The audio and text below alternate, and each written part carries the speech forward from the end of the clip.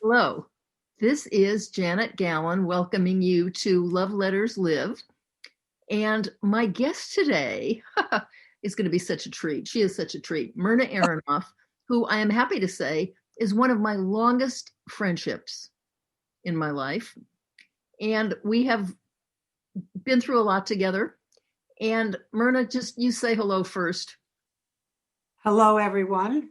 Thank you. Nice to be here, Janet. Well, I'm going to tell you why we're here together, everybody. I was visiting Myrna, maybe 6 weeks ago, and we hadn't seen each other for a long time because of the pandemic. And anyway, we finally were able to make a date where we could sit outside. I think we were probably 15 feet, 18 feet apart, and having a wonderful conversation. And we had spent about an hour talking about all kinds of really important things in this world. Yes. And I had noticed that Myrna's hair was coming in this beautiful white. And I said, after about an hour of other chit chat, I said, "Oh, I can see that you're letting your hair." And you said, do you remember what you said? You said, "Oh, we get to talk about our hair." Oh my gosh. Okay. And indeed we did. And it was so enlightening that I was thinking, during this pandemic, many of us are doing different things with our hair. But let's just talk about hair, because I cut my own hair now. And I had mentioned it to somebody who said, "Oh, you're doing a wonderful job." And I said, "Well, it's just hair." And then I thought, I'm nuts. It's not just hair. It is a global obsession, our hair. It is one of the things we talk.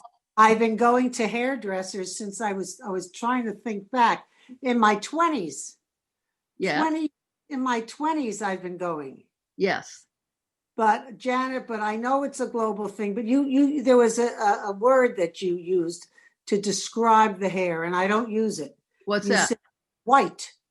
I don't use the word white. What do you use? I use the word silver. Oh, I do too. Okay. I do too. And do you want me just to talk my feelings, or you want to ask me some questions, or how do you run that? Here's what I'd like to do, because I started thinking about hair. And by the way, yes, definitely silver. But when it was growing out, when it was next to the very dark hair, it looked white. By contrast. Yes, and I can see that it's silver. I say the same thing. My friends have said, "Oh, you're going gray," with that horrified look. And they're confusing going gray with having one foot in the gray. Yes. Exactly. And so I've explained to people that I'm not going gray. I am a silver-winged butterfly waiting to burst forth from this coronavirus cocoon, as are you.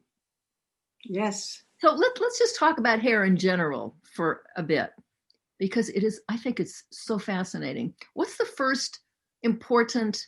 Well, I want to say that it's not just hair. Hair is a signal of who you are, of what you value.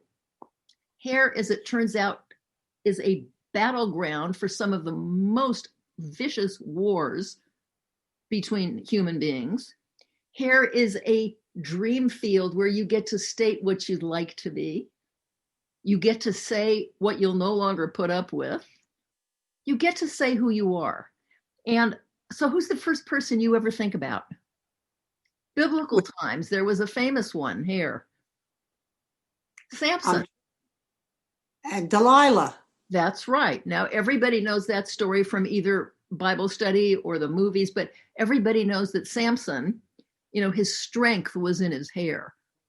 Well, it wasn't. It was because he had committed himself to Nazirite vows, but that went with never cutting your hair.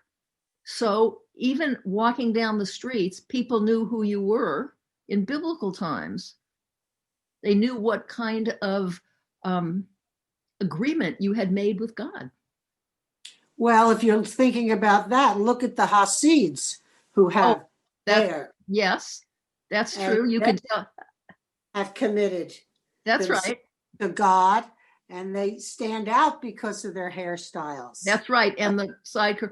So that, and okay, so like moving through history, do you remember Marie Antoinette Oh, of course. with that Gorgeous. mountain? What was that about? That was so goofy looking, although we'll get to us because we did something similar. But oh, you lived in London, you lived in England for a long time. You saw those men in the courtrooms, Yes. the lawyers, and what did But they were in wigs. They were mostly all of them needed to, for whatever reason, I have no idea why, wouldn't that be interesting?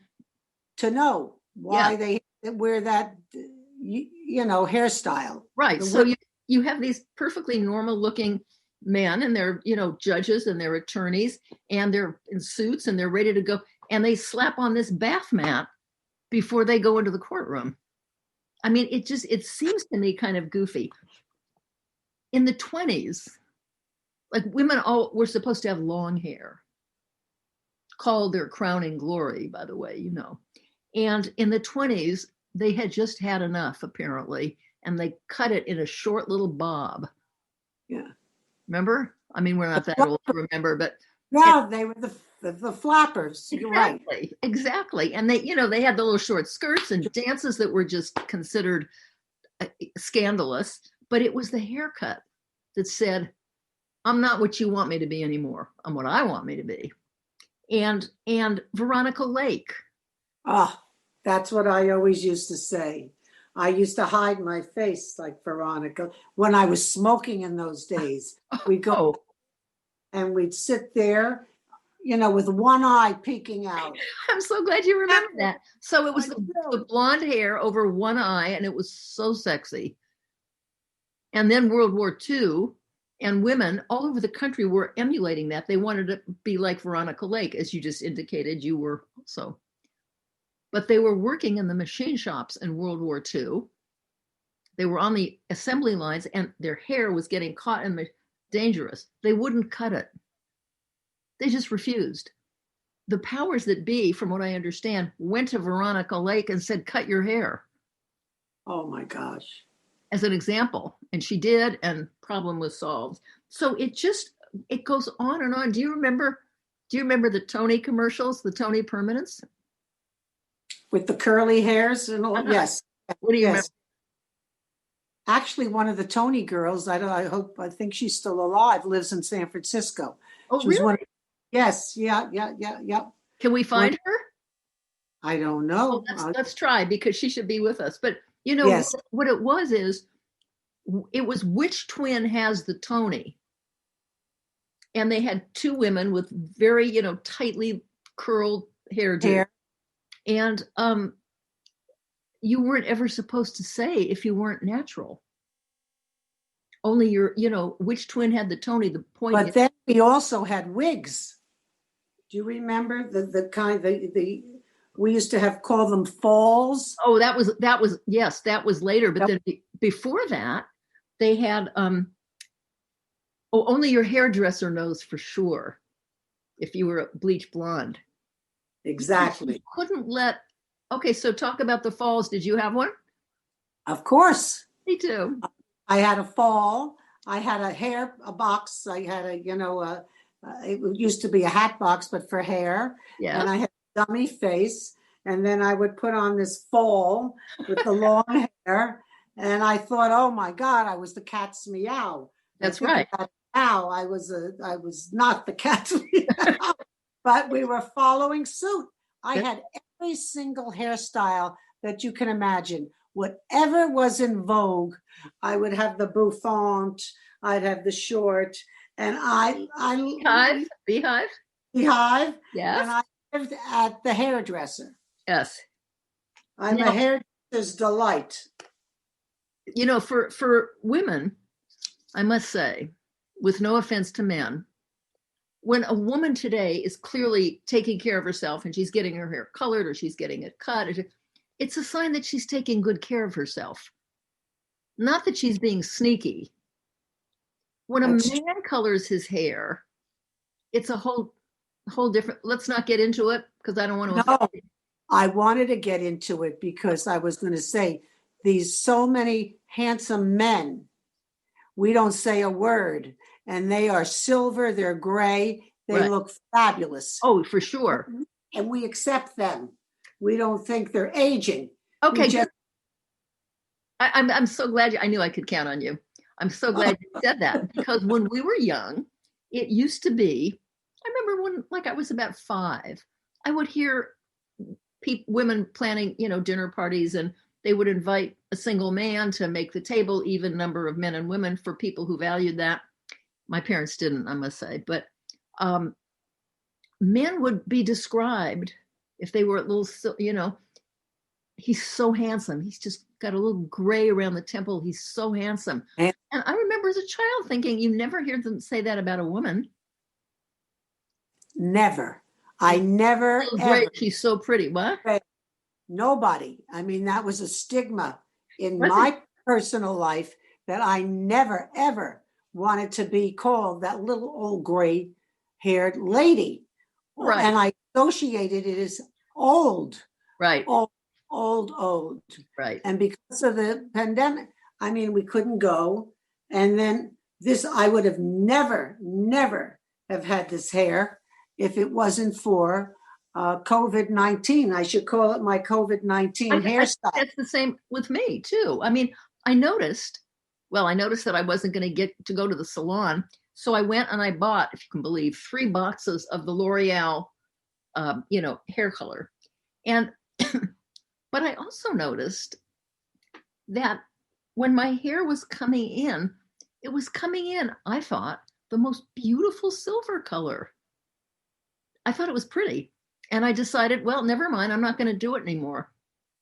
And so that's fantastic, because I've had friends that they couldn't take it. They'd had their hairstylist bring the formula to their house. Okay, so that's another important thing. So this obsession with hair, like 4 weeks into the pandemic, when we just weren't supposed to go out of the house. I mean, the animals were taking back the city streets because nobody was on it. The freeways were empty. And it was and still is in many parts of the country a huge danger. And yes, and I had friends who would say, "Oh, I can't talk now. I'm getting my hair colored." What? You can't go to a salon? No, my hairdresser's coming to my house. Myrna, they were willing to risk their lives for their hair. That's crazy. I have a blonde friend in LA. So she said they'd come on the side, right, and outdoors by the deck and the swimming pool. Right. They were, God forbid, that's what she cared about, was her hair, her blonde locks, Right. And it, now blonde, maybe dark-haired people don't feel that way. I don't know. Say what? Yeah. Maybe people who are brunette don't feel as committed as the people that have become blonde. Okay, so because I never, ever thought of having anybody come to the house. I never thought of doing it myself with a formula, because people were telling me it was just not in my DNA. Good. So here I am. Gorgeous. You've got such beautiful hair. Here I am. Well, I want to say, when you're talking about blondes and brunettes, I have brunette friends who had people come to the house, mask behind them, put in the color, leave, they go upstairs and they shop. So blonde and brunette, but there is something about women becoming blonde. And I've always thought that was so interesting.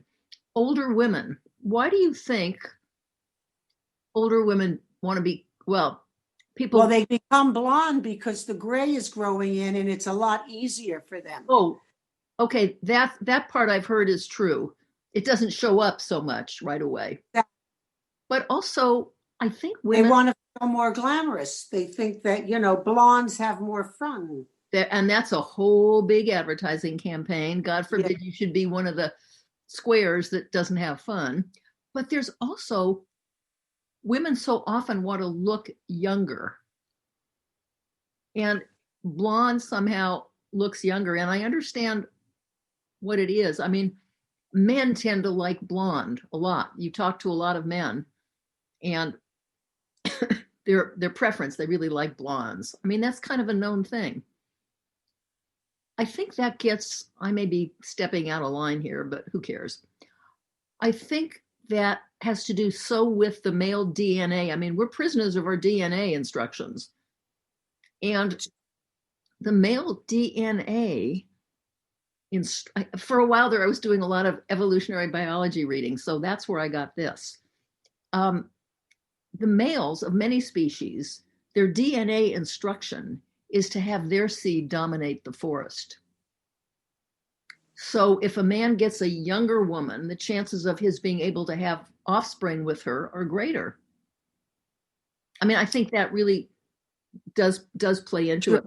Yes. So as far as the war zone, I do want to say that I read some time ago that in Kenya, hairstyle for women is cut a certain way to indicate that they're single. So they're a walking advertisement for they're available. How handy. Very believable. I never heard that. Yes. And I mean, your hair as your signal of what's going on and who you are. And it's just so interesting. The men over there have a certain haircut when they're going off to war. You've done a lot of research, my darling. I did a little reading, but I always have, because the whole thing about hair has been so interesting to me. And it's valuable, I guess, for your community to know that you're about to go off to war, because they might want to treat you a little more kindly. I don't know. But it's a signal. And I think the grand prize for hair statements goes to the Black communities of this country. Because do you remember do you remember early on, when we were growing up, there were so many people who would chemical their hair to try to make it straight so that they wouldn't have that African texture, which is so beautiful. But anyway, and so straighten it, and in order to please someone else, and then the 60s came, and suddenly the Afro. Oh my God. People were letting their hair grow out naturally, and it was gorgeous. And it was, I think, a statement of, I'm not going to do anymore what you want me to do, so I can hope that you'll like me and won't murder me. And yes, and they accept me and hire me and whatever it is I was trying to get you to do. Now, I think it's fine to straighten your hair and bleach your hair and color your hair and whatever you want, if you're doing it for the fun of it. But how sad it is to do it, because if you don't do it, you're going to be shunned. Well, I think they were trying to emulate. Yes, so that they would get hired and be liked and not be. That was in their head. That was in their head, that they, the news journalists, all of them straighten their hair, and they felt they needed to conform. Right. Today, everybody, does their own thing. But I loved when they used to do all the braiding. The braiding is phenomenal. Yes, gorgeous. Well, now people are free to, although I did read that in the 80s, the Hyatt Hotel terminated Black employees who came to work with the cornrows. Now that didn't last long, and FedEx in the 90s apparently fired a driver for coming to work with dreadlocks. Oh my gosh! Can you imagine? So it really is kind of a war zone. Well, I have a son, and who I looked at a picture and I thought it was me, and I have to remember he used to wear his hair down to his shoulders. Now you can't even like this. Right. But at the time, I said, do what you want with your hair, but don't you dare dye it. Don't color it. Don't put anything in it. You did say that. I did say that. Two things: tattoos and colored hair. When I say colored, I'm talking blue, green, red. and blue. Yes, I know. So my older daughter said to me when she was in high school, "How would you feel if I dyed my hair green?" And I had the same attitude. I said, "Don't you do?" And I don't know why I was dyeing my hair a different color than it was. And I said that, and I said, I forget what I said. And she said, well, it doesn't mean too much. It's just a way of having fun with, what God gave you. And I thought, why not? Well, that's who you are because I believe in a lot of freedom. Then the grandkids come She didn't do and it, by the way, but yeah. oh, she didn't do it. Okay, Yeah. then the grandkids come and they have pink and blue and nobody says anything. That's how we evolved. Why not?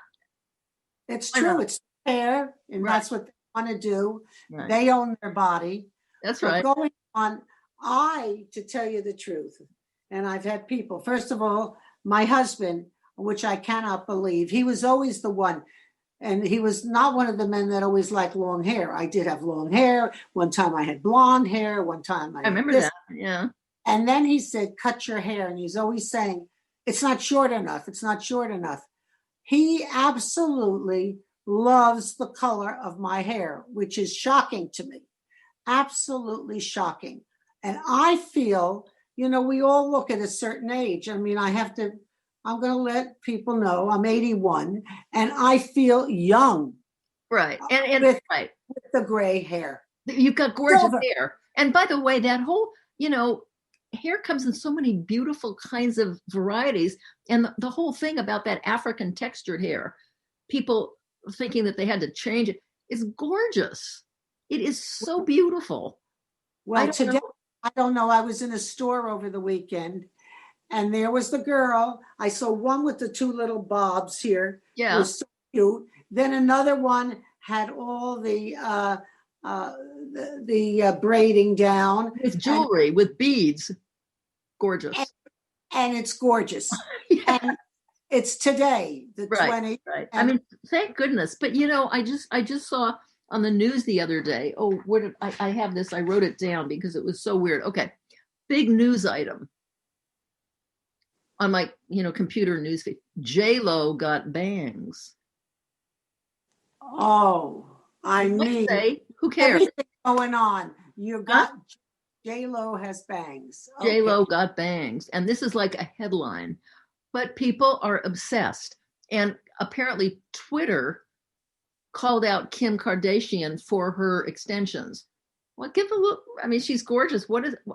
People feel still so free to criticize and laud.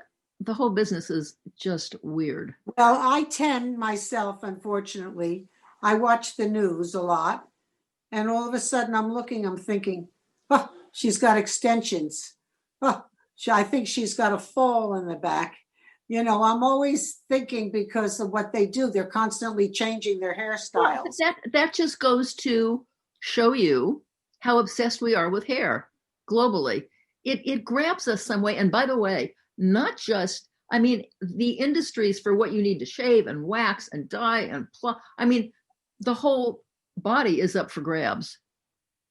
But mostly we obsess on how we appear to other people. I love you in that color here. I do too. I think it's really pretty. Although I had let's talk about men who were totally bald.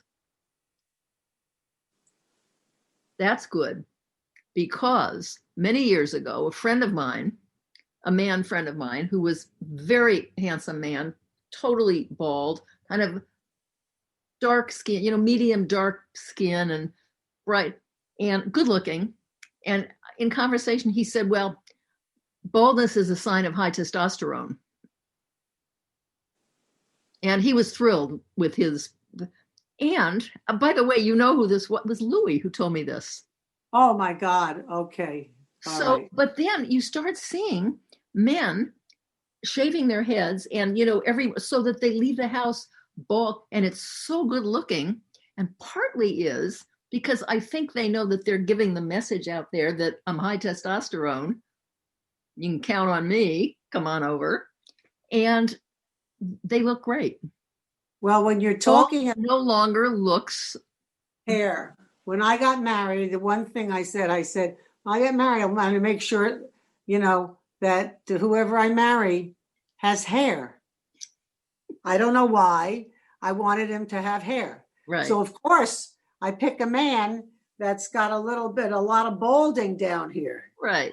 And I couldn't believe it. I used to say, I don't care if you have hair, and and when I walk down the aisle, it flies away. But I want to make sure that you have hair. Isn't it So weird? I don't know where it came from, why. So anyhow, to fast forward, I had somebody come into the house, and we've been working on his hair, and we've been using something to grow his hair. Now? Banana, eggs, black beer, and honey. And if That you was look at delicious. I Love Lucy, she did a skit on this whole thing where she cracked the egg on his hair and she mashed the banana. So this has been going on, I guess, a while. But I have to say, and Janet, I will show you, in here, his hair has grown. It's unbelievable. Well, it And sounds like something you should start to do the proportions right and patent it. and then I do cut his hair, and Uh-huh. he's very, be careful when you cut the hair. It's like, I have a mature man. He's 87 years old, and his hair has not turned gray. It Uh, is, he still has dark hair, which yes, is unbelievable. I've seen And that. he looks younger today than when I married him, which is unbelievable. Well, You know, yeah, styles change and people are looking good today. right. But hair for men, and I love all the journalists. I do like gray-haired men. I Yes, do. I like gray-haired women, silver-haired women. It's just gorgeous looking, I think. Oh, I and by the way, when I first did it, so I talked to a couple of friends, in LA, and one of them said, "Oh, don't do that. Don't do that. It's going to make you look old." I said, "Sweetheart, I've got some really interesting news for you. I am old." And well, you want to know? I have, which is interesting. A lot of people that I see in San Francisco like my hair, and they think I look young, and they think I look good. you look I fabulous. have friends of mine from New Jersey that I knew when I was 15, 16, in my late teens. They don't like it. They said they remember me when I was dark. Uh-huh. They said, it looks nice, but I like you better. Now, there are those, which is very interesting because they remember me back then, and they still do. Do you think But it makes then I have people that want to wait till they see me in person. And then there's some people that I didn't tell them, and they say, "Oh my gosh, I like it," because uh-huh. they know. So it's people have different opinions, Right. but But the point is they have opinions. you're right, and the most important opinion is our opinion. There you go. There you go. It's our opinion. We have to wear it like we Right. want, And we have right? we have to feel good about it. And I'll tell you something. Having one more thing off my to-do list is fabulous. Isn't that? Isn't that- Yeah. I got a call. I haven't been to the hairstyle. I cut it myself. I've seen how they do that. They take a handful so I'm cutting it myself. So I haven't been to the hairstylist to anybody since February. Right. Me too. And I have a massage therapist that comes to the house, and she did my hair. She cut it twice. Oh, okay. I got a phone call last week, and I have to call back because I've been going there. They may think I'm sick because I'd make an appointment and I was always there. Right. Every 4 weeks, every 6 weeks, I was a slave, and they called me to find out how I am, Oh. going Yeah. on. I haven't spoken to them yet because they probably can't believe that I was not the first one on their doorsteps when they opened up. Yes. Well, and I feel terrible for the men and women in that industry and that profession who have lost businesses and lost customers. They probably haven't lost so many because people are still obsessed with hair and having it. I'll tell you what I'd like to see. One of the things, and I actually called L'Oreal and left them a message. They haven't called me back. In New York, L'Oreal Paris in New York. And here's a product that I want, and I want somebody to come up with it. One of the things about doing your hair color, when you took the toner and you put it in the white and you shake it up and Your hair has so much body and so much shine to it when you first do the color. So my hair has body. I'm not concerned about that.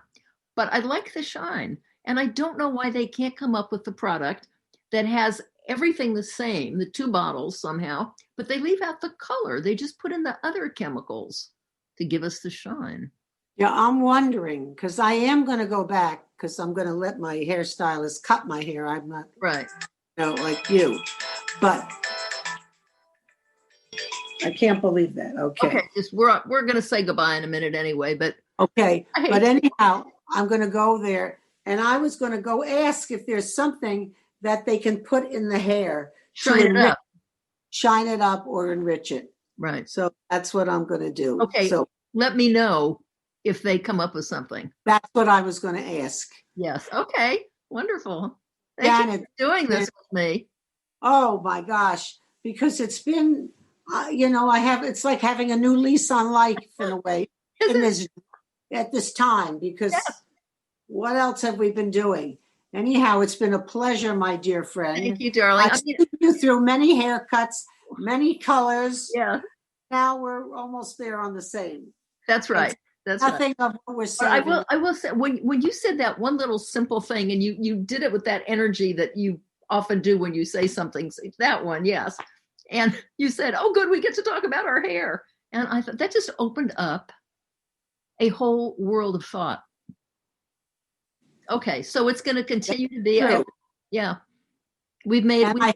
I just know, believe it or not, if you do research, you'll find that they're Jane Fonda, Kim Kardashian, even some young ones have gone silver and gray.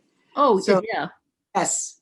And then there's that Carmen Del Orfice, that model from the 50s who looks like a goddess. I mean, totally silver white. Yeah, it's beautiful. Okay. I always said old, but I don't feel old.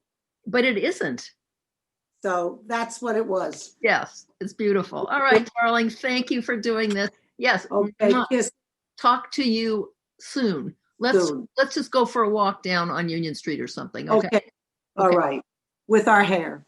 Yes. So how do I, bye.